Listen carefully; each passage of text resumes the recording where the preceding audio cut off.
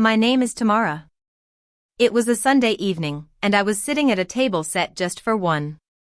The overhead light hummed softly, casting a warm glow over the oak table I'd refinished 2 winters ago.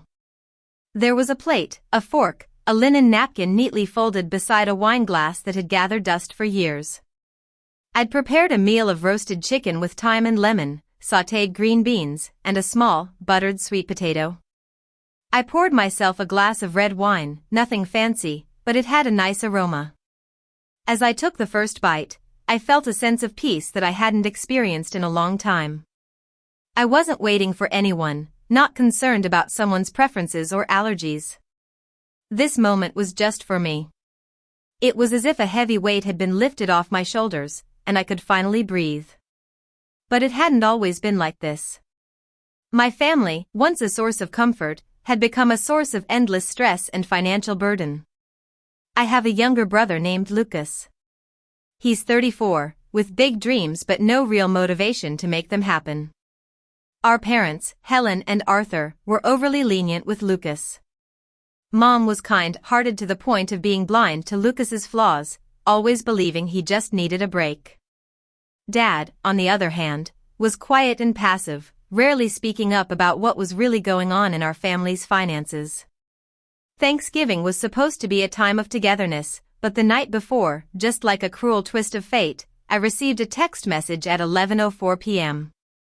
I was brushing my teeth when my phone screen on the counter lit up. Tamara, don't come tomorrow. Lucas doesn't feel comfortable.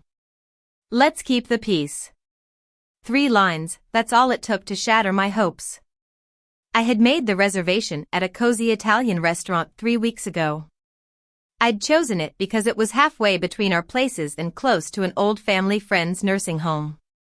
I'd paid a deposit of $500 and ordered the wine in advance, imagining the perfect family dinner. And now, I wasn't invited. I stood there, toothbrush in hand, foam in my mouth, looking at those words. They didn't shock me, but they stung deeply. Without a word, I walked into the kitchen, opened my laptop, and pulled up a file I'd neglected for 6 months. Family expenses, do not share. XLSX. This file started as a way to keep track of small things. Like the time Dad's old pickup broke down on the way to Mom's doctor's appointment, and I paid for the gas money. Or when Lucas forgot to pay his car insurance for 3 months in a row. Over the years, it became a detailed record of all the financial help I'd given. As I scrolled through the file, I saw entries from as far back as 2009. There was a $5,600 mortgage hold that I'd covered. In 2014, I paid $2,800 for Lucas's DUI legal fees. In 2016, I directly paid a vendor $3,400 for HVAC repairs at my parents' house. And there were countless other expenses, like birthday trips, groceries, and emergency vet visits for the dog Lucas adopted and then dumped on me. At the bottom of the spreadsheet was a red-flagged cell that I'd never investigated properly. It was labeled Second Mortgage Unknown Account Activity, flagged August. I couldn't remember what exactly triggered that flag, maybe something Mom mentioned in passing or a paper I'd seen in Dad's shed. I recalled the first time I was called the steady one. I was 4 years old, standing barefoot on the porch of our old farmhouse in Vermont. The screen door slammed behind me, and Dad, who was coming in from the garden with a rake in his hand, turned to me and said, "Tamara, doors close easier when you don't slam them." Inside, Lucas, who was only a year old then, started crying. Mom picked him up from his playpen and gave me that half-smile that was both a correction and a comfort. "You're the steady one." "That's a good thing," she said. From that day on, I tried to be the perfect, reliable child. I remembered to return library books on time, never needed help packing my lunch. When our cat went missing, I stayed up all night in the backyard with a flashlight until it came back. Lucas, on the other hand, was allowed to be wild and impulsive. I was the glue that held the family together, the one who never complained. I was 23 when the economic downturn hit. I'd just graduated from college, sharing a small apartment with 2 roommates and struggling with low-paying freelance jobs. But I still tried to save a little bit every month. One fall, Mom called me, her voice cracking. "Things aren't looking good," she said. "Your dad is worried, but he won't talk about it." I drove home that weekend in a borrowed car. When I arrived, Dad was outside trying to fix the fence with a tool that was too small for the job. He didn't even look up when I walked up. "We're fine," he said, but I knew it was a lie. There were 3 missed mortgage payments on the house, and a second mortgage had been taken out to pay for Lucas's short-lived trade school venture, which he'd dropped out of. Without asking, I called the bank and used my savings to clear the arrears. I didn't want a thank you, I just wanted to end the silent panic that filled the house. Mom found out a week later and told me I shouldn't have done it, but then just added, "Well, thanks, I guess." I used to think that being needed was the same as being loved. I thought that if I kept giving, eventually, someone would notice me.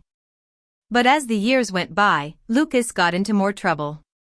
He wrecked his car in 2017, and I paid for the repairs. Mom had dental problems in 2019, and I covered the bills. Every time, I just kept giving, but it seemed like the more I did, the less they appreciated me. Thanksgiving morning, I woke up before sunrise. The kitchen light was still on from the night before, and a half-written list of side dishes was on the counter. I opened my laptop, logged into the restaurant's booking portal, and canceled the reservation. I paid the remaining balance of $1,200. I didn't want anyone saying I made a scene over money. Then I sent an email to my family.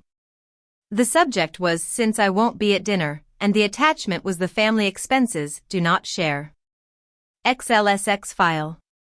I didn't write a long explanation or express my anger. I just said, "Since I won't be joining you tonight, I thought you should have this. It's everything I've covered since 2008. For context, I'm closing the tab." After sending the email, I made a cup of coffee and poured it into a mug that Lucas had given me 5 years ago. It said, "World's Best Backup Plan." He and Mom had laughed when they gave it to me, and I'd forced a smile. I hadn't used it since then. That morning, I held the mug in my hands for a while, then poured the coffee down the sink, rinsed the cup, and placed it at the back of the cabinet where no one would accidentally find it. The first voicemail came just after noon. Dad's voice was calm but strained. "Tamara, your mother's upset. Lucas didn't mean anything by it. You caught us by surprise. That's not how we handle things in this family." He hung up without saying goodbye. Mom called later, her voice cracking. "Sweetheart, you know how your brother is. He's sensitive, and it's been a tough year for him. Don't let one misunderstanding ruin everything we've built." She didn't mention the file, and I wasn't sure if she'd even opened it. By evening, Lucas had texted me twice. The first one said, "Seriously, are you really keeping score now?" The second one came 5 minutes later. "Hope your money keeps you warm." I didn't reply. I just sat by the window, wrapped in a blanket, watching the light fade. Over the next few days, my inbox filled with messages from cousins and aunts. They asked if I was okay, but no one asked what was in the spreadsheet or why I'd sent it. All they wanted to know was why I'd done it this way, why I couldn't have handled it quietly like always. That was the part that hurt the most, the assumption that I should always be the one to keep the family together, no matter the cost. There was an envelope on the mantel that had been sitting there since August.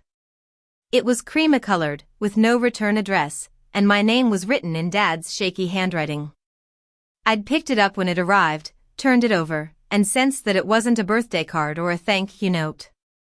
There was a heaviness to it that I wasn't ready to face, so I'd tucked it behind a photo frame and forgotten about it. One Friday night, after Lucas's last text and Mom's third call in as many days, I finally took the envelope down and opened it slowly. Inside was a stack of documents and a short note. "Tamara, we've made mistakes. I've made mistakes, but you need to know what's going on." I didn't know where else to turn. Dad. The first document was a bank statement for my parents' joint account. There were small withdrawals at first, like $60, $85, $120, and then larger ones. A $1,200 transfer labeled repairs and an $800 charge from a grocery store near Lucas's apartment. The second page was even worse. It was a scanned email between Dad and a financial advisor. Their house, the one I'd helped save in 2009, had been refinanced twice without telling me. The latest loan was behind on payments, and they were weeks away from foreclosure. Then I read the line that stopped me cold. She says she's handling it. But Tamara can't know. She's done enough already. Dad had never said that to my face, but there it was, hidden in an email conversation he hoped I'd never see. The next Tuesday, I met with a Miss Harper, a financial advisor recommended by a colleague.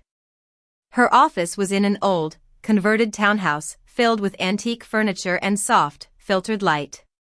She was in her late 50s, with a sharp, intelligent look in her eyes and a no-nonsense attitude. I handed her the stack of documents from Dad's envelope, along with the spreadsheet I'd sent on Thanksgiving and a few years' worth of my own financial records. She carefully laid them out on her desk, skimming through them with a pen in her hand.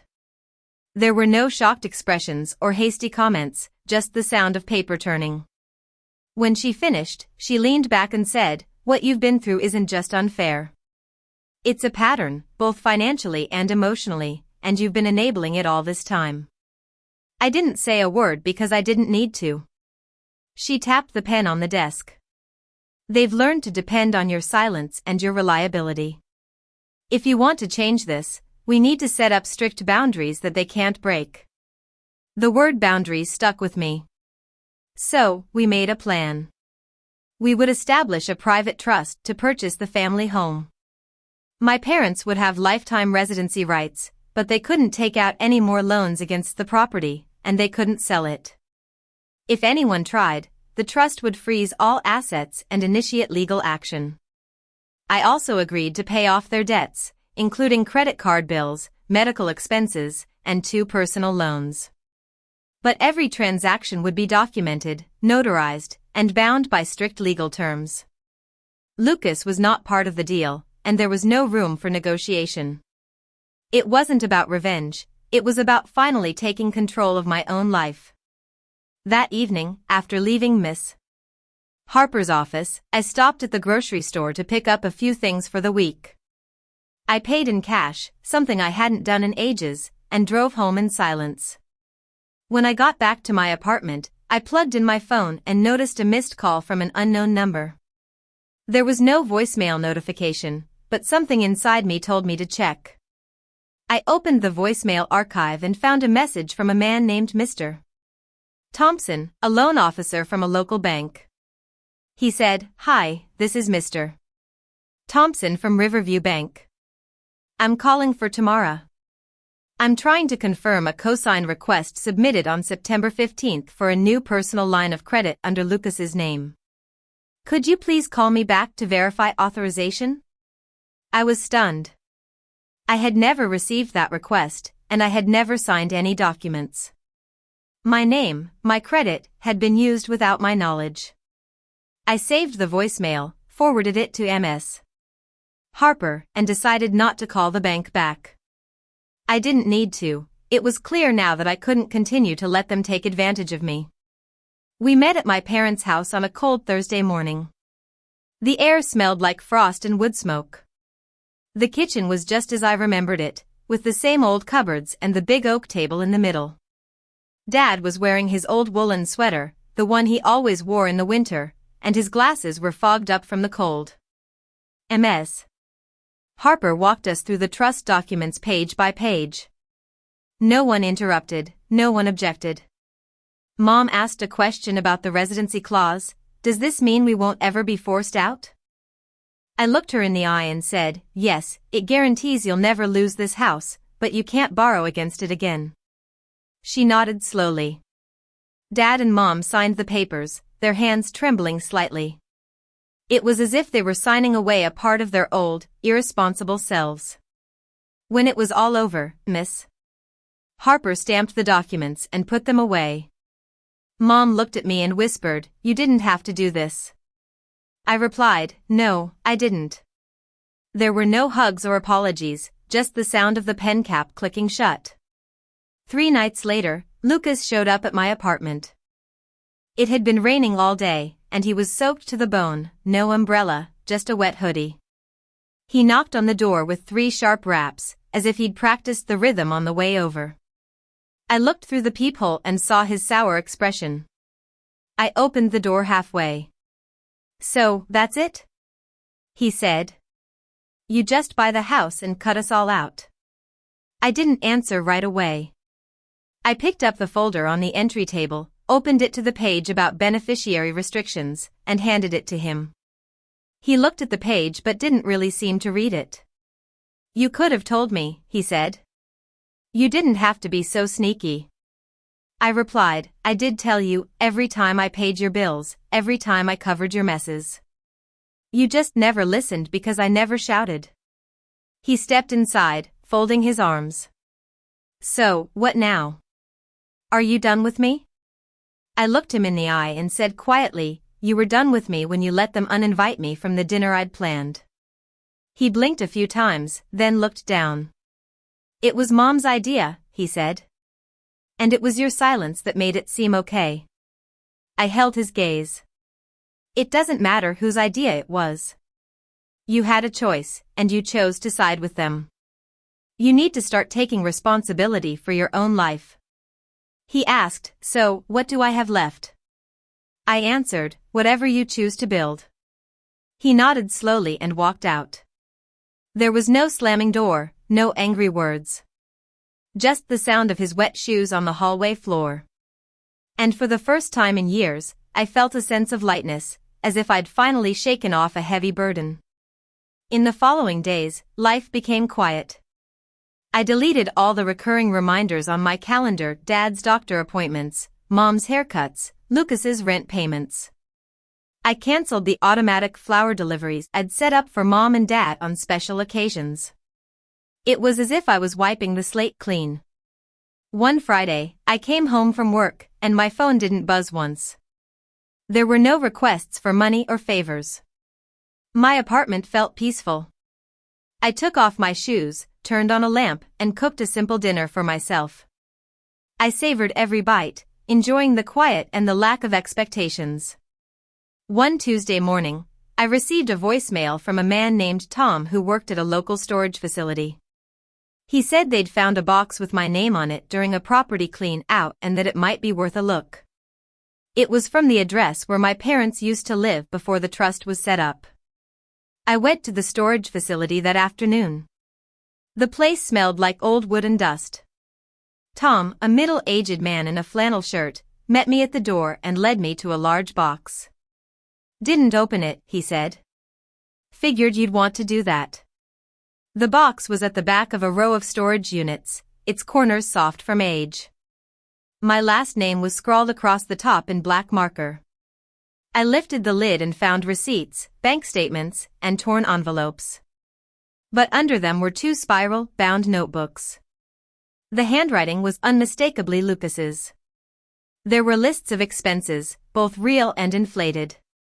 There were strategies for dealing with overdrafts and ideas about which credit cards had available credit. One page had a note scribbled in the margin: "Ask Mom about using tomorrow's trust. She won't say no if it's for us." I also found apartment applications with my email listed as the guarantor, fake income claims, and emergency contacts I'd never agreed to. It was clear that Lucas had been trying to use me as a safety net without asking. I thanked Tom and took the box home. I laid everything out on the kitchen table. I wasn't completely surprised, but seeing it all in black and white made it real. I knew then that I had made the right decision. I called Miss Harper the next morning and told her about the notebooks. She told me to bring them in. By noon, the trust had been amended. We tightened every clause, added more security measures.